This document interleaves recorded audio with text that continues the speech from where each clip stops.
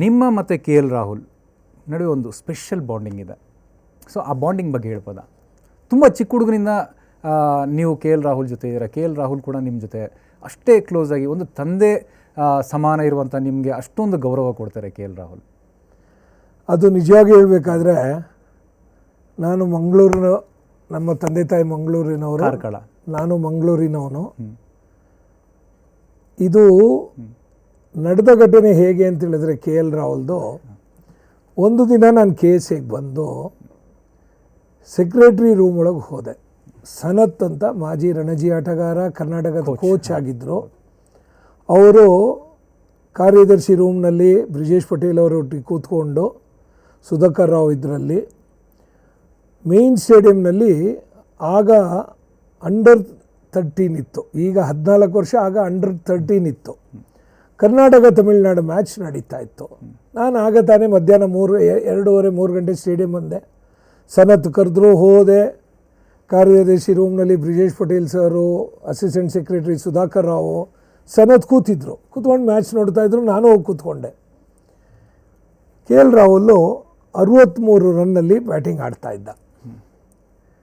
ಆವಾಗ ಬ್ರಿಜೇಶ್ ಪಟೇಲ್ ಸರು ನಮ್ಗೆ ಹೇಳಿದ್ರು, ಈ ಹುಡುಗ 12 ವರ್ಷದಲ್ಲಿ ಎಂಥ ಟೆಕ್ನಿಕಲ್ ಹಿಡ್ಕೊಂಡಿಯಾನೆ, ಅವನು ಆಡೋ ಸ್ಟೈಲು, ಅವನು ಆಡೋ ಸ್ಟ್ರೋಕ್ಸು ಎಲ್ಲ ಭಾಳ ಇದೆ. ಇವನನ್ನು ಹೀಗೆ ಸರಿಯಾದ ದಾರಿಯಲ್ಲಿ ಕರ್ಕೊಂಡು ಹೋದರೆ ಇವನು 20-21 ವರ್ಷದಲ್ಲಿ ಭಾರತಕ್ಕೆ ಒಳ್ಳೆ ಕ್ರಿಕೆಟಿಗ ಆಗ್ತಾನೆ ಅಂದರು. ಕೂತ್ಕೊಂಡು ಅಲ್ಲೇ ಮ್ಯಾಚ್ ನೋಡಿದ್ವಿ. ಅವತ್ತು ಶತಕ ಬಾರಿಸ್ದ ಕೆ ಎಲ್ ರಾಹುಲ್.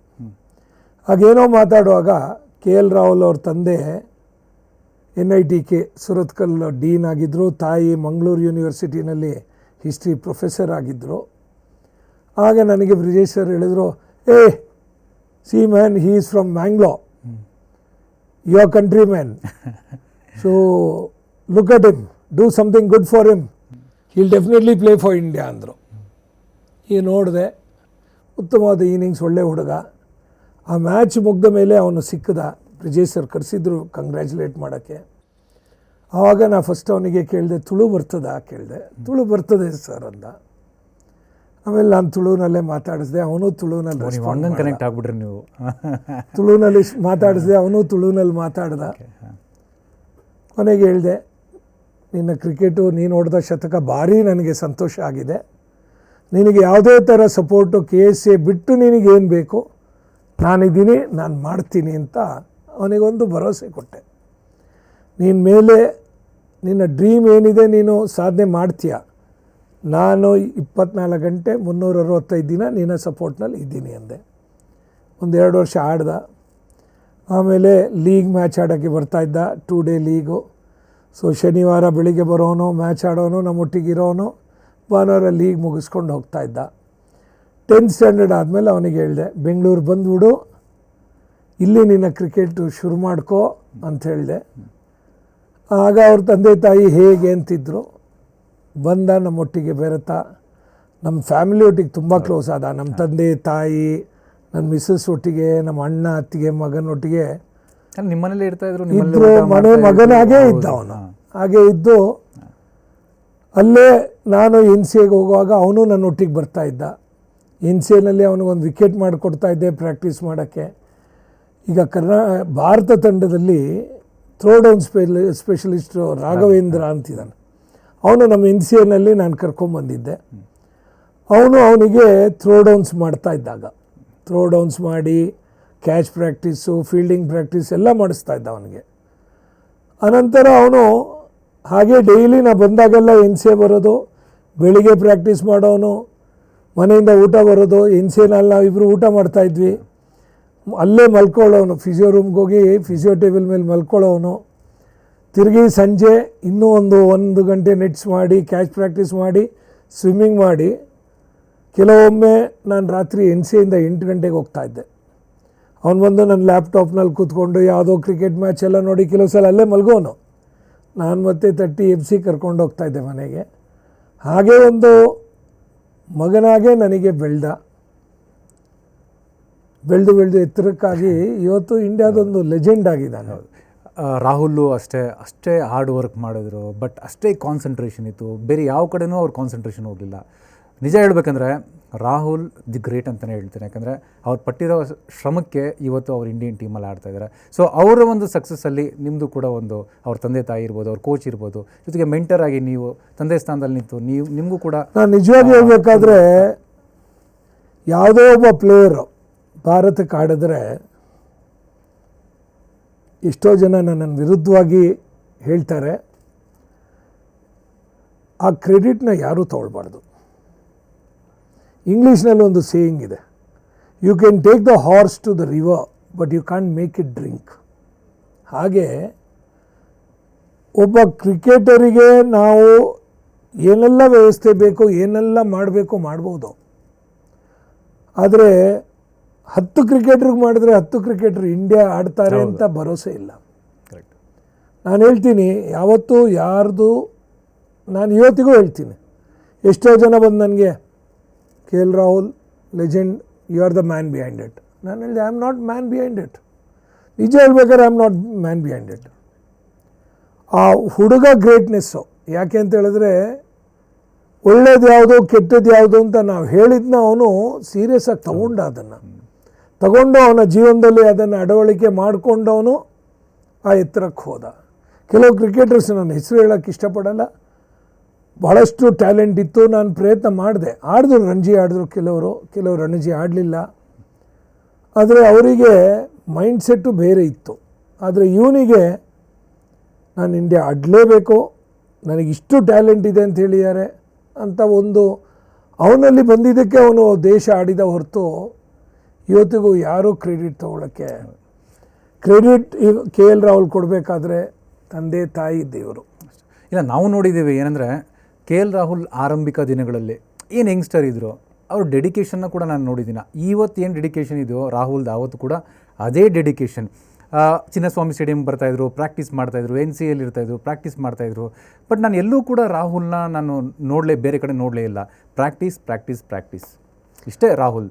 ಆ್ಯಕ್ಚುಲಿ ಅವನು ಚಿಕ್ಕ ಹುಡುಗನಿಂದನೂ ರಾಹುಲ್ ದ್ರಾವಿಡ್ದು NCAಗೆ ಎಲ್ಲ ಬಂದಾಗ ರಾಹುಲ್ ದ್ರಾವಿಡ್ ಪ್ರಾಕ್ಟೀಸ್ ಬೆಳಿಗ್ಗೆ ಸಂಜೆ ಮಾಡೋದೆಲ್ಲ ಅಬ್ಸರ್ವ್ ಮಾಡ್ತಾ ಇದ್ದ.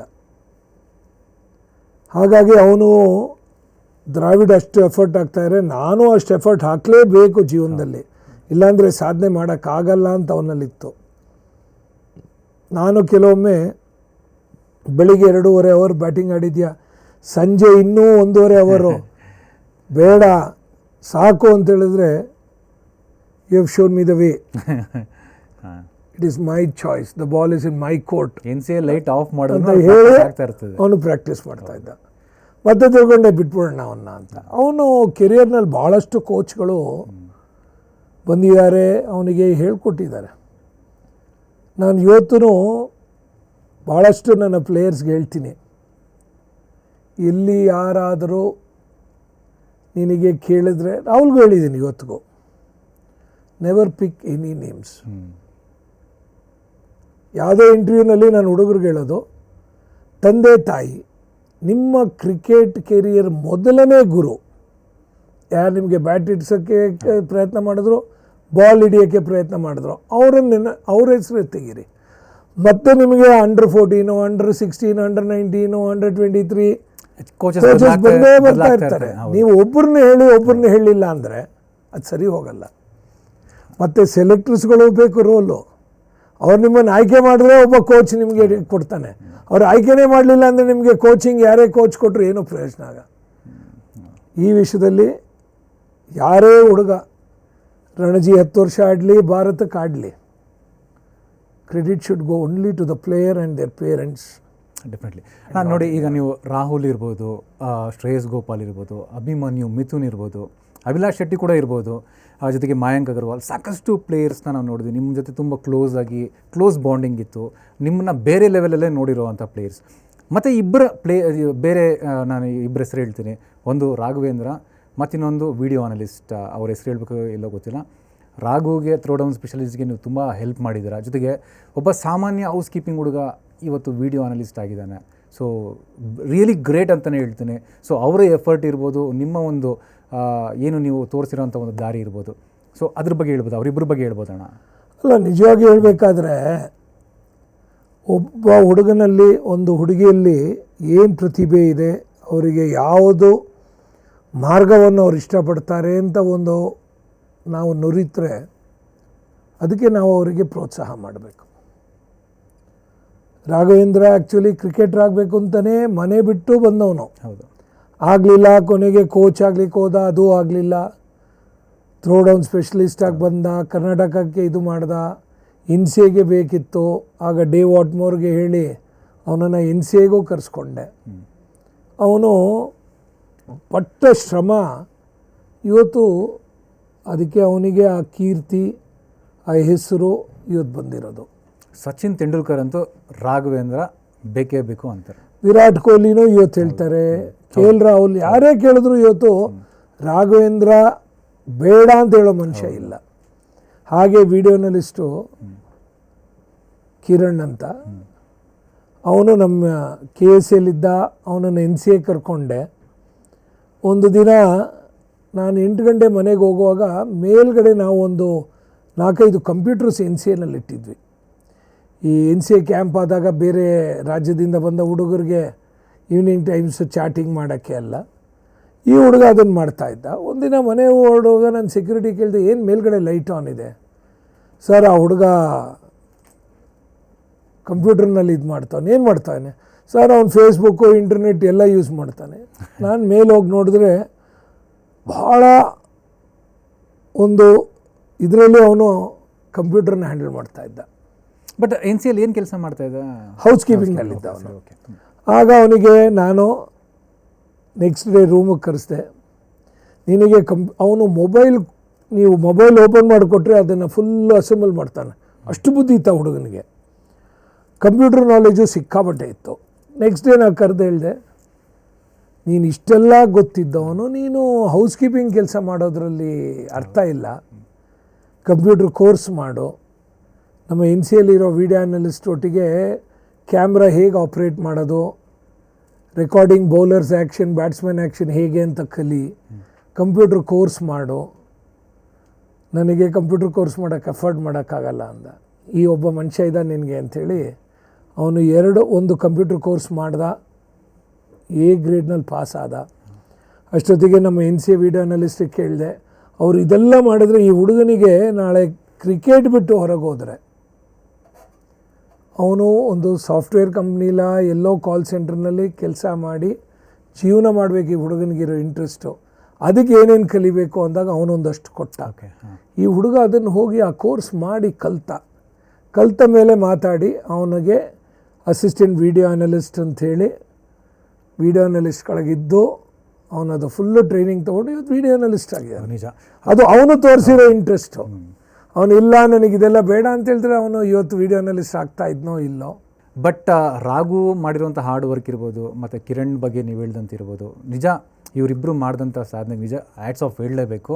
ಸೊ ಅಷ್ಟು ಹಾರ್ಡ್ ವರ್ಕರ್ಸ್ ಜೊತೆಗೆ ನಿಮ್ಮ ಥರನೇ ಅವರು ಕೂಡ ತುಂಬ ಹಂಬಲ್ ವ್ಯಕ್ತಿಗಳು, ಕಲಿಬೇಕು, ಏನಾದರೂ ಕ್ರಿಕೆಟ್ಗೆ ಮಾಡಬೇಕು ಅನ್ನೋವಂಥ ವ್ಯಕ್ತಿಗಳವರು. ರಮೇಶ್, ಇನ್ನೊಂದು 2013 ಕರ್ನಾಟಕ ವರ್ಸಸ್ ಪಂಜಾಬ್ ಮ್ಯಾಚ್ ಟೈಮಲ್ಲಿ semifinals, quarter finals, semifinal. So ಅಲ್ಲಿ ವಿನಯ್ ಕುಮಾರ್ ಅವರ ಕ್ಯಾಪ್ಟನ್ ಇರ್ತಾರೆ. ಸಡನ್ನಾಗಿ ವಿನಯ್ ಕುಮಾರ್ ಅವರಿಗೆ ಏನೋ ಒಂಥರ ಅನ್ಈಸಿನೆಸ್ ಫೀಲ್ ಆಗುತ್ತೆ. ಅವರು ಆಚೆ ಬರ್ತಾರೆ ಬೌಲಿಂಗ್ ಮಾಡೋಕ್ಕಾಗದೆ. ಆಮೇಲೆ ನೀವು ಅದೇನೋ ಕುಡಿಸಿದ್ರಂತೆ ಸಡನ್ನಾಗಿ, ಐ ಮೀನ್ ಇಮಿಡಿಯೇಟ್ಲಿ ರೆಡಿ ಮಾಡಿಬಿಟ್ರಂತೆ. ಏನು ಕುಡಿಸಿದ್ರಿ, ಏನು ಘಟನೆ ಅದು ಅಂತ? ಇಲ್ಲ, ಪಂಜಾಬು ಬ್ಯಾಟಿಂಗ್ ಆಡ್ತಾಯಿದ್ರು. ನಾವು ಟಾಸ್ ಗೆದ್ದು ಪಂಜಾಬ್ ಬ್ಯಾಟಿಂಗ್ ಹಾಕಿದ್ವಿ. ವಿನಯ್ ಕುಮಾರ್ 2 ವಿಕೆಟ್ ತೆಗೆದಿದ್ರು. ಪಂಜಾಬು 64ಕ್ಕೆ 2 ಇದ್ದರು. ಯುವರಾಜ್ ಸಿಂಗ್, ಹರ್ಭಜನ್ ಸಿಂಗ್ ಎಲ್ಲ ಆಡಿದರು. ಆಗ ವಿನಯ್ ಕುಮಾರು ಗ್ರೌಂಡಿಂದ ಹೊರಗೆ ಬಂದವರು ಬೆನ್ನು ನೋವು ಅಂಥೇಳಿ ಫಿಸಿಯೋ ಟೇಬಲ್ ಮೇಲೆ ಮಲಗಿದ್ರು. ಆಗ ಶ್ರವಣ್ ಅಂತ ಫಿಸಿಯೋ ಇದ್ದವರು ಚೆಕ್ ಮಾಡಿ ಸ್ಪ್ಯಾಸಮ್ ಆಗಿದೆ, ಇವನಿಗೆ ಸ್ಕ್ಯಾನ್ ಮಾಡಿಸ್ಬೇಕು, ಮೋಸ್ಟ್ಲಿ ಬೌಲಿಂಗ್ ಡೌಟು ಅಂತ ಹೇಳಿದರು. ಬಟ್ ಅವನಿಗೆ ಬೆನ್ನನ್ನು ತಿಕ್ಕುತ್ತಾ ಇರುವಾಗ ನನಗೆ ಯಾಕೋ ಇದು ಒಂದು ಗ್ಯಾಸ್ಟ್ರಿಕ್ ಪ್ರಾಬ್ಲಮ್ ಇರ್ಬೋದು ಅಂತ ಮನಸ್ಸಲ್ಲಿ ಬಂತಷ್ಟೇ. ಅದಕ್ಕೆ ಹೇಳಿದೆ, ಶ್ರವಣ್ ಗ್ಯಾಸ್ಟ್ರಿಕ್ ಚಾನ್ಸಸ್ ಇದು ಅಂತ ಕೇಳಿದೆ. ಇಲ್ಲಣ್ಣ ಗ್ಯಾಸ್ಟ್ರಿಕ್ ಅಲ್ಲ, ಇದು ಸ್ಪ್ಯಾಸಮ್ ಇದ್ದಂಗೆ ಕಾಣಿಸ್ತಾ ಇದೆ, ಜಲುಸಿಲ್ ಕೊಟ್ಟು ನೋಡಿ ಅಂದರೆ ಜಲುಸಿಲ್ ಕೊಟ್ಟು ಸ್ವಲ್ಪ ಹೊತ್ತು ನಂತರ ಏನಾಯಿತು, ಅವನು ಬಲ ಕಡೆ ನೋವು ಅಂತ ಬಂದವನು ಎಡ ಕಡೆ ನೋವ್ತಾ ಇದೆ, ಬಲ ಕಡೆ ಇಲ್ಲ ಅಂದ. ನಾನು ಒಬ್ಬ ಗ್ಯಾಸ್ಟ್ರಿಕ್ ಪೇಷಂಟೇ, ಹಾಗಾಗಿ ನನಗಿದು ಗ್ಯಾಸ್ಟ್ರಿಕ್ ಅಂತ ಗೊತ್ತಾಯಿತು. ನಾನು ಫಿಸಿಯೋ ಶ್ರಾವಣ್ಗೆ ಹೇಳಿದೆ, ಇದು ನಂಗೆ 90% ಯಾಕೋ ಇದು ಸಿವಿಯರ್ ಗ್ಯಾಸ್ಟ್ರಿಕ್ ಆಗಿದೆ ಇವನಿಗೆ ಅಂತ ಹೇಳ್ಬಿಟ್ಟು, ನಮ್ಮ ತಾಯಿ ಮಾಡಿಕೊಡ್ತಿದ್ದು ನನ್ನ ಗ್ಯಾಸ್ಟ್ರಿಕ್ ಪ್ರಾಬ್ಲಮಿಗೆ ನೀರು ಮಜ್ಜಿಗೆಗೆ ಹಿಂಗಾಕಿ ಶುಂಠಿ ರಸ ಹಾಕಿ ಉಪ್ಪು ಹಾಕಿ ಕೊಡೋರು, ಗ್ಯಾಸ್ ಎಲ್ಲ ಹೋಗೋದು. ನಾನು ಅಲ್ಲಿ ಪಂಜಾಬ್ನಲ್ಲಿ ಮೊಹಾಲಿನಲ್ಲಿ ಭಾಳ ಕಷ್ಟ ಆಯಿತು ಹಿಂಗು ಏನು ಅಂತ ಹೇಳಲಿಕ್ಕೆ. ಆಮೇಲೆ ಅದನ್ನು ತರಿಸಿ ಅವನಿಗೆ ನೀರು ಮಜ್ಜಿಗೆ ಮಾಡಿ ಹಿಂಗು ಜಾಸ್ತಿ ಹಾಕಿ ಕೊಟ್ಟೆ, ಕುಡಿ ಇದನ್ನು ಅರ್ಧ ಲೀಟ್ರು ಅಂದೆ. ಕುಡ್ದ ಕೂಡಲೇ ಅವನಿಗೆ ಗ್ಯಾಸ್ ಎಲ್ಲ ಬಂತು. ಬಂದಮೇಲೆ ಸ್ವಲ್ಪ ರಿಲೀಫ್ ಆಯಿತು ಅಂದ. ಅಷ್ಟೊತ್ತಿಗೆ ಲಂಚ್ ಆಗಿತ್ತು. 218ಕ್ಕೆ 2 ವಿಕೆಟ್ ಇತ್ತು ಪಂಜಾಬದು. ಲಂಚ್ ಅವರಾಯಿತು. ಲಂಚ್ ಟೈಮ್ನಲ್ಲಿ ಹೋಗಿ ಬೌಲಿಂಗ್ ಹಾಕಿದ, ಒಂದು 12-15 ಬಾಲ್ ಹಾಕಿದ, ಯಾವುದೇ ಥರ ನೋವು ಬರಲಿಲ್ಲ. ವಿನಯ್ ಕುಮಾರು ಡೆಡಿಕೇಶನ್ನು ಮತ್ತು ಅವನ ಒಂದು ಇನ್ಸ್ಟಿಂಕ್ಟ್ ಭಾಳ ಇದೆ. ಅಲ್ಲಿ ಹೋದವನು 268 ರನ್ನು 218 ಲಂಚಿಗೆ, ಲಂಚಾಗಿ 1-1.5 ಅವರ್ನಲ್ಲಿ ಟೀಗೆ ಬರುವಾಗ Punjab 268 all out. Vinay Kumar 7 wicket 5 wicket ತೊಗೊಂಡ. ಅವಾಗ ಏನು ಮಾಡ್ತಾ ಇದ್ದ ಅಂತ ಹೇಳಿದ್ರೆ, ಅವನು ಬೌಲಿಂಗ್ 2 ಓವರ್ ಆಗ್ತಾ ಇದ್ದಂಗೆ ಆ ಬೌಂಡ್ರಿ ಲೈನ್ ಹತ್ರ ಫೀಲ್ಡರ್ಗೆ, ರಮೇಶ್ ಅಣ್ಣಂಗೆ ಹೇಳೋ ಮಜ್ಜಿಗೆ ರೆಡಿ ಮಾಡೋಕ್ಕೆ ಅಂದ. ಅದಾದಮೇಲಿಂದ ವಿನಯ್ ಕುಮಾರ್ ರಿಟೈರ್ಮೆಂಟ್ ತನಕನೂ ಭಾಳಷ್ಟು ಲಂಚ್ ಆದಮೇಲೆ ಹಿಂಗಾಕಿ ಮಜ್ಜಿಗೆ ಕುಡಿಯೋನು. ಅದು ಅವನಿಗೆ ಭಾರಿ ಹೆಲ್ಪ್ ಆಯಿತು. ಇದು ಏನೋ ಒಂದು ಹೇಳ್ತಾರಲ್ಲ, ಎಕ್ಸ್ಪಿರಿಮೆಂಟ್ನಲ್ಲಿ ಸಕ್ಸಸ್ ಆಯಿತು. ಅದು ಕರ್ನಾಟಕ ಗೆದ್ದು ಚಾಂಪಿಯನ್ಸ್ ಆದ್ವಿ. ಇದೆಲ್ಲ ಒಂದೊಂದು ಘಟನೆಗಳು. ಹೌದು. ಆಮೇಲೆ ಇನ್ನೊಂದು ಇನ್ಸಿಡೆಂಟ್ ಕೂಡ ಇದೆ, ಮಯಾಂಕ್ ಅಗರ್ವಾಲ್ದು. ಫ್ಲೈಟಲ್ಲಿ ಅಗರ್ತಲಾ ಟು ಡೆಲ್ಲಿ ಹೋಗ್ಬೇಕಾದ್ರೆ ಏನೋ ಒಂದು ನೀರು ವಾಟರ್ ಬಾಟ್ಲಲ್ಲಿ ಸಿಪ್ ಮಾಡಿ ಅವರು ದೊಡ್ಡ ಇಶ್ಯೂನೇ ಆಯಿತು. ಹಾಸ್ಪಿಟ್ಲಿಗೆಲ್ಲ ಅಡ್ಮಿಟ್ ಆಗಬೇಕಾಯಿತು, ಮೌತ್ ಅಲ್ಸರ್ ಟೈಪ್ಸ್ ಎಲ್ಲ ಆಯಿತು. ಆಮೇಲೆ ನೀವು ಇಡೀ ರಾತ್ರಿ ನಿದ್ದೆ ಮಾಡಿದೆ, ಮಯಾಂಕ್ ಅಗರ್ವಾಲ್ ಜೊತೆ ಇದ್ರಿ ನೀವು, ಎಲ್ಲ ಅವ್ರು ಏನೇನು ನೋಡ್ಕೊಬೇಕು ಹಾಸ್ಪಿಟ್ಲಲ್ಲೆಲ್ಲ ನೀವು ಸೊ ಆ ಒಂದು ಇನ್ಸಿಡೆಂಟ್ ಬಗ್ಗೆ ಹೇಳ್ಬೋದಾ? ಇದು ಆ್ಯಕ್ಚುಲಿ ಏನು ಅಂತ ಹೇಳಿದ್ರೆ, ನಾನು ಡೀಟೇಲ್ ಆಗಿ ನಾನು ಇದನ್ನು ಹೇಳೋಕ್ಕಾಗಲ್ಲ. ಯಾಕೆಂದರೆ ಅದು FIR ಆಗಿ ಕೇಸ್ ಆಗಿ, ಈಗ ಅದು ಅಗರ್ತಲದ್ದು ಪೊಲೀಸ್ ಜ್ಯೂರಿಸ್ಡಿಕ್ಷನ್ನಲ್ಲಿ ಅದು FIR ಆಗಿದೆ. ಅದು ಎಲ್ಲಿ ಅಂತ ಹೇಳಲಿಕ್ಕಾಗಲ್ಲ. ಅದು ಹೋಟೆಲ್ದು ನಲ್ಲೇ ನಡೆದಿರೋ ಘಟನೆ ಅಂತ ನಮ್ಗೆ ಇವತ್ತಿಗೂ ಡೌಟ್ನಲ್ಲಿದ್ದೀವಿ. ನಾವೆಲ್ಲ ಏನು ಮಾಡ್ತೀವಿ, ಸಾಮಾನ್ಯವಾಗಿ ಕ್ರಿಕೆಟರ್ಸು ಡೈರೆಕ್ಟ್ ಫ್ಲೈಟ್ ಆದರೆ ಹುಡುಗರು ನಮಗೆ ರೂಮಿಂದ ಒಂದು ಅರ್ಧ ಲೀಟ್ರ್ ನೀರನ್ನ ನಾವು ಬ್ಯಾಗ್ನಲ್ಲಿ ಇಟ್ಕೊಂಡು ಬಂದುಬಿಟ್ಟಿರ್ತೀವಿ. ಒಂದು ವೇಳೆ ನಾವು ಈಗ for example Agartala to Delhi to Surat ಹೋಗುವಾಗಿದ್ದರೆ ಸಾಮಾನ್ಯವಾಗಿ 2 ಬಾಟಲ್ ನೀರು ಇಟ್ಕೊಳ್ತಾರೆ ಜರ್ನಿಗೆ ಅಂತ. ಹಾಗೆ ಅವನು ನೀರು ಇಟ್ಕೊಂಡಿದ್ದ. ಅದು ಫ್ಲೈಟ್ನಲ್ಲಿ ಏನಾಯಿತು, ಹುಡುಗರೊಟ್ಟಿಗೆ ಕೂತ್ಕೊಂಡು ಮಾತಾಡುವಾಗ ಒಂದು ಬಾಟಲ್ನ ಓಪನ್ ಮಾಡಿ ಕುಡ್ದಾಗ, ಫ್ಲೈಟಲ್ಲಿ ಇದ್ದಿದ್ದು ಬ್ಯಾಗಲ್ಲಿ ಇದ್ದಿದ್ದ ಅಂತ, ಅದು ಅವನ ಬ್ಯಾಗ್ನಲ್ಲೇ ಇದ್ದದ್ದು ಬಾಟಲ್ನ ತೆಗೆದು ಬಾಯಿಗೆ ಹಾಕ್ಕೊಂಡ. ಹಾಕಿದ ಕೂಡಲೇ ಬಾಯಿ ಒಳಗೆ ಸುಟ್ಟೋಯ್ತು. ಓಡೋಗಿ ಫ್ಲೈಟ್ ಒಳಗಡೆ ಇದು ಮಾಡ್ದ. ಫ್ಲೈಟು ರನ್ವೇನಲ್ಲಿ ಹೋಗ್ತಾ ಇತ್ತು, ಇನ್ನೂ ಟೇಕ್ ಆಫ್ ಆಗಿರಲಿಲ್ಲ. ಆವಾಗ ಆ ಟಾಯ್ಲೆಟ್ ಡೋರ್ನಲ್ಲಿ ಟೇಕ್ ಆಫ್ ಆಗುವಾಗ ಟಾಯ್ಲೆಟ್ ಒಳಗೆ ಯಾರೂ ಇರಬಾರ್ದು. ಏರ್ ಹೋಸ್ಟೆಸ್ಸಿಂಗ್ ನೋಡುವಾಗ ಅವನಿದ್ದ, ನಾಕ್ ಮಾಡಿದಾಗ ಬಾಗಿಲು ತೆಗ್ದ, ವಾಮಿಟಿಂಗ್ ಮಾಡ್ತಾಯಿದ್ದ. ಆವಾಗ ಡಿಸ್ಟ್ರೆಸ್ ಕಾಲ್ ಆಯಿತು. ನಾನು ಮ್ಯಾನೇಜರಾಗಿ ಹೋದೆ. ಫಿಸಿಯೋ ಜಾಬಾ ಪ್ರಭುನೂ ಬಂದರು, ನೋಡಿದ್ವಿ. ಬಾಯಿ ಒಳಗೆಲ್ಲ ಫುಲ್ ಸುಟ್ಟು ರಕ್ತ ಬರ್ತಾಯಿತ್ತು. ಕುಡಿದು ಇಮಿಡಿಯೇಟ್ಲಿ ಕುಡ್ದ ಕೂಡಲೇ ಒಂದು ಒಳ್ಳೆ ಹುಡುಗ ಮಾಡಿದ್ದೇನು ಅಂತ ಹೇಳಿದ್ರೆ, ಅಲ್ಲಿ ಹೋಗಿ ಅವನು ಇಮಿಡಿಯೇಟಾಗಿ ಅದನ್ನು ಆಚೆ ಹಾಕ್ಬಿಡ ಉಗ್ದು ಬಿಟ್ಟಿದ್ದ. ಏನಾದರೂ ನುಂಗಿದರೆ ಭಾಳಷ್ಟು ಜೀವಕ್ಕೆ ಅಪಾಯ ಇತ್ತು. ಕೊನೆಗೆ ಫ್ಲೈಟು ವಾಪಸ್ ಬೇಗ ಬಂತು, ಇಳಿಸಿದ್ವಿ. ಆ್ಯಂಬುಲೆನ್ಸ್ ಬಂದಿತ್ತು ಏರ್ಪೋರ್ಟ್ದು. ಆಸ್ಪತ್ರೆಗೆ ಅಂತ ಹೇಳಿದರು. ಅವನು ಮಾತಾಡೋ ಸ್ಥಿತಿಲಿ ಇರಲಿಲ್ಲ. ಮತ್ತು ಅಲ್ಲಿ ಆ್ಯಂಬುಲೆನ್ಸ್ ಅವನಿಗೆ ಕೇಳಿದೆ, ಗೌರ್ಮೆಂಟ್ ಹಾಸ್ಪಿಟಲ್ ಅಂದ. ನಾನು ಗೌರ್ಮೆಂಟ್ ಹಾಸ್ಪಿಟಲ್ ಬೇಡ. ಅಷ್ಟೊತ್ತಿಗೆ ನಾನು KSAಗೆ ಫೋನ್ ಮಾಡಿ, ಹಿಂಗೆ ಇನ್ಸಿಡೆಂಟ್ ಆಗಿದೆ, ನಾನು ಟೀಮ್ ಒಟ್ಟಿಗೆ ಪ್ರಯಾಣ ಬೆಳೆಸಲಾ, ಇಲ್ಲ ಫಿಸಿಯೋನ ಅವನೊಟ್ಟಿಗೆ ಬಿಟ್ಟು ನಾನು ಟೀಮ್ ಒಟ್ಟಿಗೆ ಪ್ರಯಾಣ ಬೆಳೆಸಲಾ ಅಂದೆ. ಜಾಯಿಂಟ್ ಸೆಕ್ರೆಟರಿ ಪ್ರೆಸಿಡೆಂಟ್ ಹೇಳಿದ್ರು, ಏನೂ ಇಲ್ಲ, ಫಿಸಿಯೋ ಹೋಗಲಿ, ನೀನು ನಿನ್ನ ಅನುಭವ ನಿನ್ನ ಎಕ್ಸ್ಪೀರಿಯೆನ್ಸ್ನಲ್ಲಿ ನೀನು ಅವನೊಟ್ಟಿಗೆ ಇಳಿದುಬಿಡು ಫ್ಲೈಟಿಂದ, ನೀನು ಸಿಚುವೇಶನ್ ತಗೋ ಅಂದರು. ಕೊನೆಗೆ ಆ್ಯಂಬುಲೆನ್ಸ್ ಅವನಿಗೆ ಹೇಳಿದೆ, ನನ್ನ ಗೌರ್ಮೆಂಟ್ ಹಾಸ್ಪಿಟಲ್ ಬೇಡ, I want the best hospital in Agartala. ಅದನ್ನು ಅವರು ILS ಹಾಸ್ಪಿಟಲ್ ಅಂತ ಗವರ್ನರ್ ಮನೆ ಪಕ್ಕದಲ್ಲಿ, ಅದು ಬೆಸ್ಟ್ ಅಂದರು. ಅಲ್ಲಿಗೆ ಹೋದಿ. ಅಲ್ಲಿ ಹಾಸ್ಪಿಟ್ಲ್ ಇನಿಷಿಯಲಿ ಸಪೋರ್ಟ್ ಮಾಡಲಿಲ್ಲ, ಯಾಕೆಂದರೆ FIR ಆಗಬೇಕು, ಪೊಲೀಸ್ ಕೇಸ್ ಆಗಬೇಕಿದು ಅಂದರು. ಬಟ್ ಅಗರ್ತಲ ಪೊಲೀಸವರು ಅಷ್ಟರೊಳಗೆ ಅಲ್ಲಿ ಬಂದು ಭಾಳಷ್ಟು ಸಪೋರ್ಟ್ ಮಾಡಿದ್ರು. ಕೊನೆಗೆ ಇಮ್ಮಿಡಿಯೇಟ್ಲಿ ಅಲ್ಲಿ ನಮ್ಮ ಅದೃಷ್ಟಕ್ಕೆ ಒಂದು ಸಿಂಗಲ್ ಬೆಡ್ ICU ಆ ಹಾಸ್ಪಿಟ್ಲಲ್ಲಿತ್ತು. ಓಕೆ.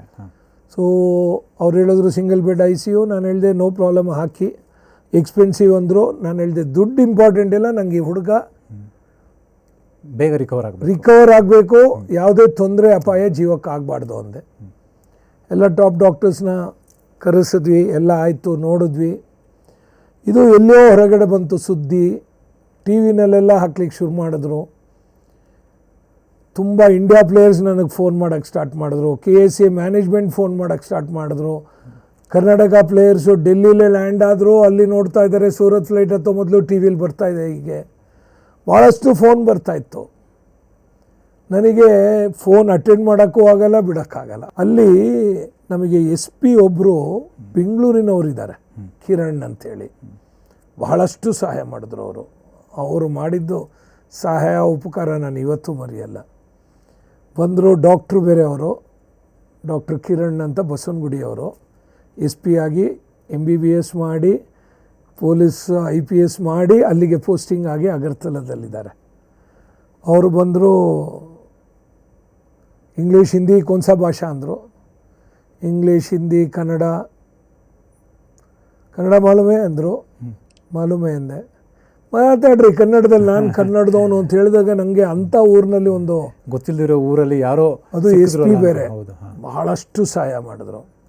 ಅದ್ರ ಮಧ್ಯೆಯಲ್ಲಿ ಮಯಾಂಕ್ ಅಗರ್ವಾಲು ICUನಲ್ಲಿ ಬೆಡ್ ಮೇಲಿದ್ದು ಒಂದು ಬೋರ್ಡ್ ಪೇಪರ್ ತರಿಸ್ಕೊಂಡಿದ್ದ, ಯಾಕೆಂದರೆ ಮಾತಾಡ್ಲಿಕ್ಕಾಗಲ್ಲ, ಅದ್ರ ಮೇಲೆ ಬರೀತಾ ಇದ್ದ. ಅಲ್ಲಿ ನರಳ್ಕೊಂಡವನು ರಮೇಶ್ ಅಣ್ಣ diabetic, not had anything from morning ಅಂತ ಬರ್ದಿಯಾನೆ. ಅವರು SP ನೋಡಿದ್ರು, ಡಾಕ್ಟರ್ಸ್ ನೋಡಿದ್ರು.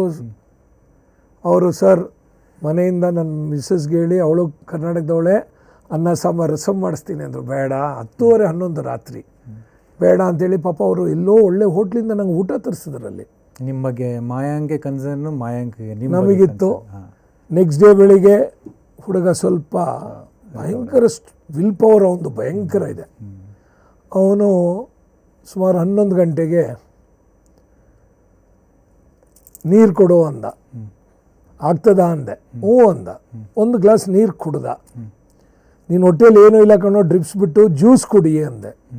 ಅಂತ ತೋರಿಸ್ದ. ವಾಟರ್ ಮೆಲನ್ ಜ್ಯೂಸ್ ತರಿಸ್ದೆ, ಕುಡ್ದ. ಮಸ್ಕ್ ಮೆಲನ್ ಜ್ಯೂಸ್ ತರಿಸ್ದೆ, ಕುಡ್ದ. ಎರಡೂ ಕುಡ್ದ ಒಂದು ಅರ್ಧ ಗಂಟೆಯಲ್ಲಿ ಲೆಟ್ಸ್ ಗೋ ಟು ಬ್ಯಾಂಗ್ಳೂರ್ ಅಂತ ಬರ್ದ. ಕೊನೆಗೆ KSAಗೆ ಹೇಳಿ ಇಮ್ಮಿಡಿಯೇಟ್ ಟಿಕೆಟ್ ಬುಕ್ ಮಾಡಿದ್ರು. ವಿದಿನ್ 24 hours SP ಅವರು ನಮಗೆ 0 ಟ್ರಾಫಿಕ್ ಮಾಡಿ ನಮ್ಮನ್ನು ಏರ್ಪೋರ್ಟಿಗೆ ತಂದು ಫ್ಲೈಟ್ ಹತ್ತಿಸಿದ್ರು ಕಿರಣ್ ಅವರು.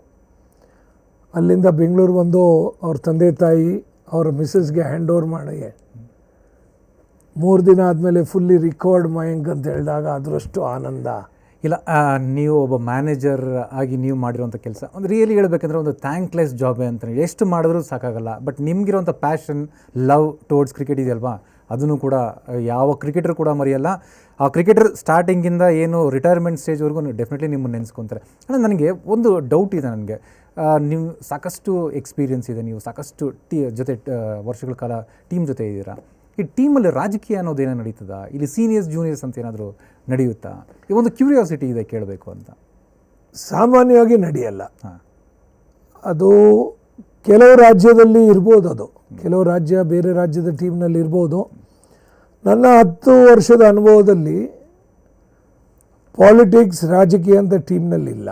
ಅಥವಾ ಈ ಥರ ಕೇಳ್ಬೋದಾ, ಗ್ರೂಪಿಸಮ್ ಅಂತ ಇದೆಯಾ ಅಂತ? ಗ್ರೂಪಿಸಮ್ ಅಂತ ಹೇಳಿದ್ರೆ ಏನಾಗ್ತದೆ, 2-3 ಸೀನಿಯರ್ಸ್ ಇದ್ದರೆ ಒಬ್ಬ ಸೀನಿಯರು 2-3 ಪ್ಲೇಯರ್ಸ್ ಒಟ್ಟಿಗೆ ಇಂಟ್ರ್ಯಾಕ್ಟ್ ಮಾಡಿಕೊಂಡು ನೀನು ಹೀಗೆ ಮಾಡಬೇಕು ಹಾಗೆ ಮಾಡಬೇಕು ಅಂದರೆ ನ್ಯಾಚುರಲಿ ಅವರಿಗೆ ಅವ್ರ ಮೇಲೆ ಒಂದು ಸ್ವಲ್ಪ ಕಾನ್ಫಿಡೆನ್ಸ್ ಬರ್ತದೆ. ಇನ್ನೂ ಒಬ್ಬ ಸೀನಿಯರ್ ಪ್ಲೇಯರ್ ಇದ್ದರೆ ಅವನು ಇನ್ನೊಂದು 2-3 ಪ್ಲೇಯರ್ಸ್ ಒಟ್ಟಿಗೆ ಅವರು ಎಲ್ಲಿ ಮಿಸ್ಟೇಕ್ ಮಾಡ್ತಾಯಿದ್ದಾರೆ, ಹೇಗೆ ಇಂಪ್ರೂವ್ ಮಾಡ್ಬೋದು ಅಂತ ಹೇಳಿದ್ರೆ ಆ ಹುಡುಗರಿಗೆ ಅವನ ಮೇಲೆ ಇದು ಬರ್ತದೆ. ಅಲ್ಲಿ ಕೊನೆಗೆ ಬರೋದೇನು ಅಂದರೆ ಈ 2 ಸೀನಿಯರ್ಸ್ ಹೆಂಗೆ ಹೊಂದಾಣಿಕೆಯಲ್ಲಿ ನಡೆಸ್ತಾರೆ, ಅದು ಭಾಳ ಮುಖ್ಯ. ಅಲ್ಲಿ ಅವರಿಬ್ಬರು ಸೀನಿಯರ್ಸ್ ಅಂಡರ್ಸ್ಟ್ಯಾಂಡಿಂಗ್ ಒಳಗಿದ್ರೆ ಗ್ರೂಪಿಸಮೇ ಇಲ್ಲ ಅಲ್ಲಿ. ಬಟ್ ಏನಾಗ್ತದೆ, ಕೆಲವು ಸಿಚುವೇಷನ್ನಲ್ಲಿ ಕೆಲವರಿಗೆ ಇವನು ಅವನದೇ ಮಾತು ಕೇಳ್ತಾನೆ, ನಂದು ಮಾತು ಕೇಳಲ್ಲ ಅಂತ ಬರ್ತದೆ. ಅದು ಮ್ಯಾನೇಜರ್ ಆಗಲಿ, ಬರೀ ಮ್ಯಾನೇಜರ್ಗೆ ಬರಲ್ಲ, ಇದು ಕೋಚ್ ಆದವನು ಅವನು ಅದನ್ನೇನಾದರೂ ಅರ್ಥ ಮಾಡಿಕೊಂಡಲ್ಲಿ ಕ್ಷಣಗಣನೆಯಲ್ಲಿ ಅದನ್ನು ಇತ್ಯರ್ಥ ಮಾಡಿಬಿಡ್ಬೋದು. ಇಲ್ಲ ಕೋಚಿಗೆ manager is the best person ಅಂತ ಅನಿಸಿದ್ರೆ ಮ್ಯಾನೇಜರ್ಗೆ ಹೇಳಿದ್ರೆ ಅಲ್ಲಿಂದ ಅಲ್ಲಿ ಇದು ಮಾಡ್ಬೋದು. ಇದನ್ನು ನಾವು ಎಷ್ಟು ಮಟ್ಟಿಗೆ ಅದಕ್ಕೆ ಹೇಳೋದು support staff is very important. Manager coach ಎಷ್ಟು ಪ್ಲೇಯರ್ಸ್ ಒಟ್ಟಿಗೆ ಇಂಟ್ರ್ಯಾಕ್ಟ್ ಮಾಡ್ಕೊಂಡಿರ್ತಾರೋ ಅಷ್ಟು ಅವರಿಗೂ ಗೊತ್ತಿರ್ತದೆ ಏನೇನು ನಡೀತಾ ಇದೆ ಅಂತ, ಅದನ್ನು ಬಗೆಹರಿಸ್ಬೋದು. ಮ್ಯಾನೇಜರ್ ಪವರ್ ಇರುತ್ತಾ? ಅದು ಅಸೋಸಿಯೇಷನ್ಸ್ ಮೇಲೆ ಯಾವ ಥರ ಪವರ್ ಕೋಚಿಗೆ ಕೊಟ್ಟಿದ್ದಾರೆ, ಮ್ಯಾನೇಜರಿಗೆ ಕೊಟ್ಟಿದ್ದಾರೆ, ಅದ್ರ ಮೇಲೆ ನಡೀತದೆ. ಈ ಕರ್ನಾಟಕ ಕ್ರಿಕೆಟ್ ಸಂಸ್ಥೆ ತೊಗೊಂಡ್ರೆ chairman of selection committee Abhiram ಆಗಲಿ, ರಘುರಾಮ್ ಭಟ್ ಆಗಲಿ, ಪ್ರೆಸಿಡೆಂಟ್ ಅಧ್ಯಕ್ಷರು ನನಗೆ ಪವರ್ಸ್ ಕೊಟ್ಟಿದ್ದಾರೆ. ಅಂದರೆ ನಿನ್ನ ಕೈಗೆ ಟೀಮ್ ಕೊಟ್ಟಿದ್ದೀವಪ್ಪ, ಏನಾದರೂ ಇದ್ದರೂ ನಮ್ಮ ನೋಟಿಸಿಗೆ ತೊಗೊಂಬನ್ನಿ, ನಮ್ಮ ಇನ್ವಾಲ್ವ್ಮೆಂಟು, ನಮ್ಮ ಮಧ್ಯಸ್ಥಿಕೆ ಬೇಕಾದರೆ ನಮ್ಮನ್ನು ಕರ್ಕೊಂಬನ್ನಿ, ನಾವು ಬರ್ತೀವಿ. ಇಲ್ಲ ನೀವೇ ಸಾಲ್ವ್ ಮಾಡಿ, ನೀವು ಸಾಲ್ವ್ ಮಾಡೋಕ್ಕಾದ್ರೆ ಮಾಡಿ ಅಂತ ಒಂದು ಕೊಟ್ಟಿದ್ದಾರೆ. ಅದೇನಿದ್ರು ಪವರ್ ಅಂತ ಯಾವತ್ತೂ ಕೋಚ್ ಆಗಲಿ, ಮ್ಯಾನೇಜರ್ ಆಗಲಿ, ಕ್ಯಾಪ್ಟನ್ ಆಗಲಿ ಅದನ್ನು ಪವರ್ ಅಂತ ತಗೊಂಡ್ರೆ ಸಕ್ಸಸ್ ಡೆಫಿನೆಟ್ಲಿ ಬರೋಕ್ಕಾಗಲ್ಲ. ಅಂದರೆ ಹೌದು, ನಾನು ಮ್ಯಾನೇಜರ್ ಆಗಿ ಕೆಲವು ಸಲ ಬರ್ತದೆ, ಬಂದಾಗ ನಾನು ಅದನ್ನು ನಮ್ಮ ಮನೆಯಲ್ಲಿ ಒಂದು ತೊಂದರೆ ಬಂದರೆ ನಾವು ಹೇಗೆ ಇನ್ವಾಲ್ವ್ಮೆಂಟ್ ಆಗಿ ಅದನ್ನು ಸರಿಪಡಿಸ್ತೀವೋ ಅದೇ ಥರ ನಾನು ಅಲ್ಲಿಂದ ಅಲ್ಲಿಗೆ ಮಾಡಿಸ್ಬಿಡ್ತೀನಿ. ಬರೋದು ರೇರ್ ಡಿಫ್ರೆನ್ಸಸ್ಸು. ಅದು ನಾರ್ಮಲಿ ಏನಾಗ್ತದೆ, ಈಗ 7 ಬ್ಯಾಟ್ಸ್ಮನ್ ಇದ್ದರೆ 5 ಬ್ಯಾಟ್ಸ್ಮನ್ ಆಡಬೇಕಾದ್ರೆ ಎಲ್ಲ 7 ಬ್ಯಾಟ್ಸ್ಮನ್ಗೂ ನಾನು 11ನಲ್ಲಿ ಇರಬೇಕು ಅಂತ, ಆದರೆ ಆಗಲ್ಲ ಅದು. ಬಟ್ ಇನ್ನು 5 ಜನ ಹೋದರು ಅಂತ ಹೇಳಿದ್ರೆ 5 ಜನ ಸೆಲೆಕ್ಟ್ ಆಗಿ ಅವನು 12th man, 13th man, 14th man ಆದರೆ ಮ್ಯಾಚಿಗೆ ಅದು ಬೇಸರ ಆಗ್ತದೆ.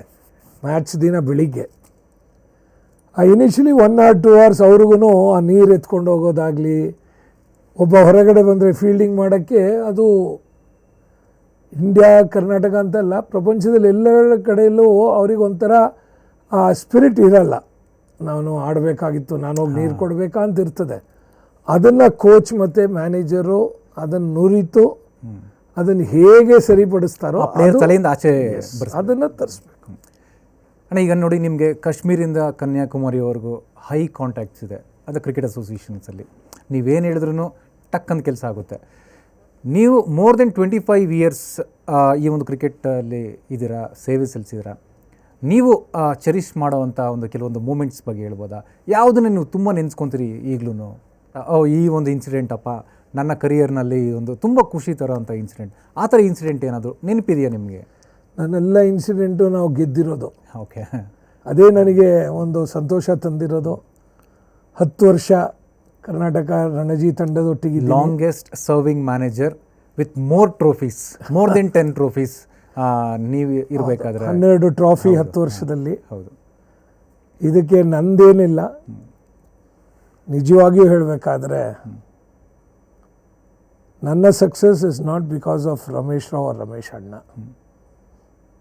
ಇವತ್ತು ನನಗೆ ಹೆಸರು ಬಂದಿದೆ, ಎಲ್ಲಿ ಹೋದರೂ ಜನ ನನ್ನನ್ನು ರೆಕಗ್ನೈಸ್ ಮಾಡ್ತಾ ಇದ್ದಾರೆ, ನನ್ನ ಮೇಲೆ ನಂಬಿಕೆ ಇಟ್ಟಿದ್ದಾರೆ, ನನ್ನನ್ನು ಪ್ರೀತಿಸ್ತಾ ಇದ್ದಾರೆ. ಇದಕ್ಕೆ ಕರ್ನಾಟಕ ರಾಜ್ಯ ಕ್ರಿಕೆಟ್ ಸಂಸ್ಥೆ ಫಸ್ಟು ನನಗೆ. ಆ ಸಂಸ್ಥೆ ಅಧ್ಯಕ್ಷರು ಎಲ್ಲ ನನಗೆ ಪ್ರೋತ್ಸಾಹ ಮಾಡಿ ನನಗೆ ಅವಕಾಶ ಕೊಟ್ಟಿರಲಿಲ್ಲ ಅಂದರೆ ಇವತ್ತು ನನಗೆ ಹೆಸರು ಇದ್ದೋ ಏನೋ ಸಕ್ಸಸ್ ನನಗೆ ಬರ್ತಾ ಇರಲಿಲ್ಲ. ಮೊಟ್ಟ ಮೊದಲನೇದು ಕರ್ನಾಟಕ ರಾಜ್ಯ ಕ್ರಿಕೆಟ್ ಸಂಸ್ಥೆ, ಎರಡನೇದು ನನ್ನ ಎಲ್ಲ ಕ್ರಿಕೆಟರ್ಸ್ ಈ 10 ವರ್ಷ ಜರ್ನಿನಲ್ಲಿ ನನ್ನೊಟ್ಟಿಗೆ ಯಾರ್ಯಾರು ಕ್ರಿಕೆಟರ್ಸು ಆಡಿ ರಿಟೈರ್ ಆಗಿದ್ದಾರೆ ಅವರಿಗೆಲ್ರಿಗೂ ನಾನು ಕೃತಜ್ಞತೆ ಹೇಳಲೇಬೇಕು. ಅದಲ್ಲದೆ ನನ್ನ ಸಪೋರ್ಟ್ ಸ್ಟಾಫ್ಸ್ ಅವರಿಲ್ಲದೆ ನಾನು ಏನೂ ಇಲ್ಲ. ಬ್ಯಾಕ್ ಹ್ಯಾಂಡ್ ಹೀರೋಸ್ ಅವರು. ಬಟ್ ಇವ್ರಿಗಿಂತ ನಾನು ಜಾಸ್ತಿ ಇಂಪಾರ್ಟೆನ್ಸ್ ನಾನು ಹೇಳೋದಾದರೆ ಗ್ರೌಂಡ್ಸ್ಮೆನ್ನು ನಮಗೆ ಕೊಡೋ ಒಳ್ಳೆ ವಿಕೆಟ್ಸು ಫೆಸಿಲಿಟೀಸು, ಹೌದು, ಅದು ನಮ್ಮ ಹುಡುಗರಿಗೆ ಎಷ್ಟು ಒಳ್ಳೆ ಫೆಸಿಲಿಟಿ ಸಿಕ್ತೋ ಅಷ್ಟು ಒಳ್ಳೆ ನಮ್ಮ ಹುಡುಗರು ಉಪಯೋಗಿಸಿ ಸಕ್ಸಸ್ ಬಂದಿರೋದು. Groundsmen it's a big family. Groundsmen, cricket ಸಂಸ್ಥೆ, ಕ್ರಿಕೆಟರ್ಸು, ಸಪೋರ್ಟ್ ಸ್ಟಾಫ್ಸು ಇವರೆಲ್ಲರೂ ಇರೋದ್ರಿಂದ ಎಲ್ಲರೂ ನನಗೆ ಭಾಳಷ್ಟು ಸಪೋರ್ಟ್ ಮಾಡ್ಯಾರ. ನನ್ನ ಸಕ್ಸಸ್ನಲ್ಲಿ ನಂಗೆ ರೀಸೆಂಟಾಗಿ ಒಬ್ಬರು ಕೇಳಿದ್ರು, how do you rate your success ಅಂದರು. ನಾನು ಹೇಳಿದೆ, there are many varieties and many various ways of expressing it. What do you expect from me ಅಂದೆ. ನೋ ಯುವರ್ ಕಾಂಟ್ರಿಬ್ಯೂಷನ್ ಅಂದರು. Out of 100 my contribution is 1%. All that I have given to my cricketers and my support staff was my smile and my love. Definitely. ಆಮೇಲೆ ಇನ್ನೊಂದು ರಮೇಶಣ್ಣ, ಒಂದು most curiosity ಇರೋವಂಥ question ನೋಡಿ. ಈಗ Indian team manager ಆಗಬೇಕಾದ್ರೆ BCCI ನೇಮಕ ಮಾಡುತ್ತೆ. ಆ ಝೋನ್ಸು ಕೆಲವೊಂದು ಸರಿ south zone, north zone, east zone, west zone, ಈ ಕೋಟಾ ಸಿಸ್ಟಮ್, ರೊಟೇಷನ್ ಸಿಸ್ಟಮಲ್ಲಿ ಬರುತ್ತೆ. ಬಟ್ ನಿಮಗೂ ಎಲ್ಲೋ ಒಂದು ಕಡೆ ಅನಿಸಿಲ್ವಾ, ನಾನು ಟೀಮ್ ಇಂಡಿಯಾ ಮ್ಯಾನೇಜರ್ ಆಗಿದ್ದರೆ ತುಂಬ ಚೆನ್ನಾಗಿರ್ತಾ ಇತ್ತು, ಯಾಕಂದರೆ ಇಷ್ಟೊಂದೆಲ್ಲ ಸೇವೆ ಮಾಡಿದ್ದೀನಿ, ಇಷ್ಟು ವರ್ಷಗಳು ಕಾಂಟ್ರಿಬ್ಯೂಟ್ ಮಾಡಿದ್ದೀನಿ ಅಂತ, ಆ ಥರ ಏನಾದರೂ ಅನಿಸಿದೆಯಾ? ಬಟ್ ನಿಜವಾಗಿ ಇದೊಂದು ಒಳ್ಳೆ ಪ್ರಶ್ನೆ ನೀವು ಕೇಳ್ತಾ ಇದ್ದೀರಾ. ಒಂದು ಸಲ ಚಾಂಪಿಯನ್ಸ್ ಟ್ರೋಫಿನಲ್ಲಿ ಮ್ಯಾನೇಜರ್ ಆಗಿ ಇಂಡಿಯಾ ಟೀಮ್ ಒಟ್ಟಿಗಿದ್ದೆ. ಅದು ನಿಜವಾಗಿ ನನಗೆ ಅಷ್ಟೇ ಸಂತೋಷ. ಯಾಕೆ ಅಂತ ಹೇಳಿದ್ರೆ, ಗಂಗಾಧರ್ ಅವರೇ, ಇಂಡಿಯಾ ಟೀಮ್ನಲ್ಲಿ ಇರೋ ಪ್ಲೇಯರ್ಸು ಆ ಮಟ್ಟದಲ್ಲಿ ಬೆಳೆದು ಬಂದು ರಣಜಿ ಎಲ್ಲ ಆಡಿ ಎಲ್ಲ ಥರ ಕ್ರಿಕೆಟ್ ಆಡಿ ಅಲ್ಲಿ ಬಂದ್ಬಿಟ್ಟಿದ್ದಾರೆ. ಅಲ್ಲಿ ನಮ್ಮ ರೋಲ್ ಇಲ್ಲ. ಏನಿದೆ ರೋಲು ಹೋಟ್ಲಲ್ಲಿ ಅವ್ರಿಗೆಲ್ಲ ಪರ್ಫೆಕ್ಟಾಗಿ ಎಲ್ಲ ನೋಡ್ಕೊಳ್ಳೋಕ್ಕೆ. ಬಸ್ಸು ಕರೆಕ್ಟ್ ಟೈಮ್ ಬಂತ, ಸ್ಟೇಡಿಯಮ್ಗೆ ಹೋಯ್ತಾ, ಸ್ಟೇಡಿಯಮ್ನಲ್ಲಿ ಊಟ ತಿಂಡಿ ಎಲ್ಲ ಸರಿಯಾಗಿ ಜೋಡಿಸಿದಾರ, ಬೇಕಾದಿದ್ದ, ಅದು ಬಿಟ್ಟರೆ ನಮಗೇನೂ ಕೆಲಸ ಇಲ್ಲ. ಮತ್ತೆಲ್ಲ ಅವರವರು ಆ ಮಟ್ಟಕ್ಕೆ ಹೋದವರು ಅವ್ರವ್ರದ್ದು ಏನಿದೋ ಅದು ನಡೀತಾ ಇರ್ತದೆ. ಸಪೋರ್ಟ್ ಸ್ಟಾಫ್ಗಳು ಅಲ್ಲಿ ಮೇಜರ್ ರೋಲ್ ಆಡ್ತಾರೆ. ಆದರೆ ಒಂದು ರಾಜ್ಯ ಸಂಸ್ಥೆನಲ್ಲಿ ಒಂದು ಅಂಡರ್ 16 ಆಗಲಿ, ಅಂಡರ್ 19, ಅಂಡರ್ 23 ರಣಜಿ ಮ್ಯಾನೇಜರ್ ಕೊಡುವ ಆನಂದ, ಸಂತೋಷ ಉಂಟಲ್ಲ, ಖಂಡಿತವಾಗಿ ಇಂಡಿಯಾ ಟೀಮ್ನಲ್ಲಿ ಸಿಗಲ್ಲ ಅದು. ಬಟ್ ಅನಿಸಿದೆಯಾ ನಿಮಗೆ ಆಗ್ಬೋದಾಗಿತ್ತು? ನನಗೇನು ಆ ಥರದ್ದು ಅನಿಸಿಲ್ಲ. ಇಲ್ಲಿ ನಿಜವಾಗ್ಲೂ ಹೇಳಬೇಕಾದ್ರೆ ಅಲ್ಲಿ ಎಲ್ಲ 25 ಪ್ಲಸ್ 35 ತನಕ ಇದ್ದಾರೆ. ಇಲ್ಲೇನಾಗ್ತದೆ, 16, 17, 18 ವರ್ಷ ಹುಡುಗರು ಅವರುಗಳಿಗೂ ತಮಾಷೆ ಮಾಡಿಕೊಂಡು ಅವರ ನಗು, ಅವರು ನನಗೆ ರೇಗ್ಸ್ ತಮಾಷೆ ಮಾಡುವಾಗ ಕೆಲವು ಸಲ ಹೇಳೋದುಂಟು, ಏಯ್ ಮೈಂಡ್ ಯುವರ್ ಸೆಲ್ಫ್, ನಮಗೆ ಈಗ ಒಬ್ಬ ಕಿರು ಕ್ರಿಕೆಟರ್ ಇದ್ದಾನೆ ಹಾರ್ದಿಕ್ ರಾಜ್. ಒಂದೊಂದ್ಸಲ ನಾ ಕೂತ್ಕೊಂಡಿರಾಗ ಬಂದು ಹಿಂದೆಯಿಂದ ತಲೆಗೆ ಹೀಗೆ ಮಾಡ್ಕೊಂಡು ಹೋಗ್ತಾನೆ. ಅರೇಲಿ ಅಂತ ಕರೀತೀನಿ, ಬರ್ತಾನೆ, ವಾಟ್ಸ್ ಯರ್ ಏಜ್, ಹಿಂಗೆ ನಿಂತಿರ್ತಾನೆ. What's your age? 18. What's my age? 60. ಮತ್ತು ಏನು ನನ್ನ ತಲೆನೆಲ್ಲ ಹಿಂಗೆ ಮಾಡ್ತೀಯಾ, ಏನು ಮ್ಯಾನೇಜರ್ ಅಂತ ಮರ್ಯಾದೆ ಇಲ್ವಾ ಅಂತ ಕೇಳ್ತೀನಿ. Sorry sir. ಸಾರಿ ಸರ್ ಹೇಳೋಕೆ ನಂಗೆ ನಗು ಬಂದ್ಬಿಡ್ತದೆ. ಬರೋವಾಗಲೇ ತಮಾಷೆಗೆ ಕಣೋ, ಸೀರಿಯಸ್ ಆಗಿ ತೊಗೊಳ್ಬೇಡ. ಈ ಥರ ಒಂದು ಸಂತೋಷ, ಫ್ಯಾಮಿಲಿ ಬಾಂಡಿಂಗ್ ಥರ ನಮಗೆ ಇಂಡಿಯಾ ಟೀಮ್ನಲ್ಲಿ ಸಿಗಲ್ಲ.